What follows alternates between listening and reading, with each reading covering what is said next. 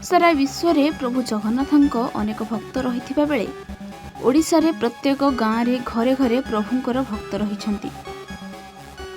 एही भक्तों को लक्ष्य करी ओडिशा सरकार जगन्नाथ अर्पण रथ परिक्रमा परिचालन करिसेंती।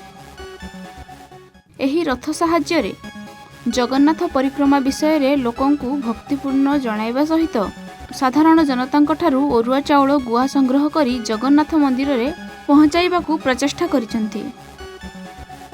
हेले आज सोमवार पाखरु बिसोई ब्लॉक रे आरंभ हेबाकू थिबा एही जगन्नाथ अर्पण रथ परिक्रमा को बिसोई सरपंच संघ पक्षरु स्थगित रखिबाकू बिसोई थाना और बिसोई ब्लॉक एक लिखित अभियोग करिसेंती। सेमानंको अभियोग मुताबक एही परिक्रमा रथ को नहीं पंचायत मानकरे जे खर्च हेबो ताहा देई नथिबा जोगु एहा बंद करिबाकू निष्पत्ति नैछंती। तांकर एही दाबी को पूरण न हेबा पर्यंत एही रथ को बिसोई ब्लॉक रे थिबा 13 गोटी पंचायत रे कोनोसी ग्राम रे परिक्रमा करिबाकू देब नाही बोली कहिसंती। नमस्कार, मु समवारी सिंह खड़मेडा ग्राम पंचायत सरपंच आमर बिसोई ब्लॉक सरपंच संघर सभापति। तो आजिकार जो एबे जो चली आमर जगन्नाथ कर अर्पण परिक्रमा रथ से रथटी को आमे संपूर्ण रूपे बिसोई सरपंच संघ बंद करिछु। कहीं राज्य सरकार विभिन्न जो योजना करुछंती से सब को से योजना सिना करुछंती किंतु संपूर्ण रूपे तार आर्थिक से सठिक रूपे दे पारुनांती एवं किछि जीपी आ ब्लॉक भितरे तारतम्य रहु नाही।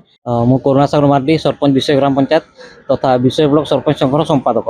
आमर ओडिशा राज्य सरकार जो आज पाखु श्रीमंदिर अर्पण रथ परिक्रमा करने कथा आम ब्लॉक रे तो सेटा को आम आज ब्लॉक सरपंच संघ तरफ बंद करिछु। कारण जो राज्य सरकार सबू जीपी को फंड एलोकेशन करने निर्देश देते तो से ब्लॉक प्रशासन कौन जीपी को फंड एलोकेशन करना तो तारी विषय रे वीडियो मैडम सहित आलोचनार कौन निष्कर्ष न बाहर से रथ परिक्रमा कार्यक्रम को आम बंद रखीचु।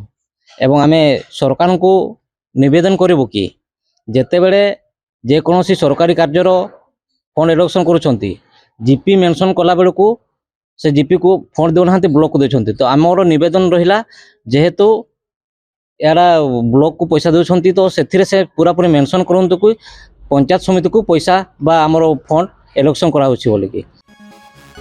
विषय अनवर हुसैन रिपोर्ट A1 ओडिशा।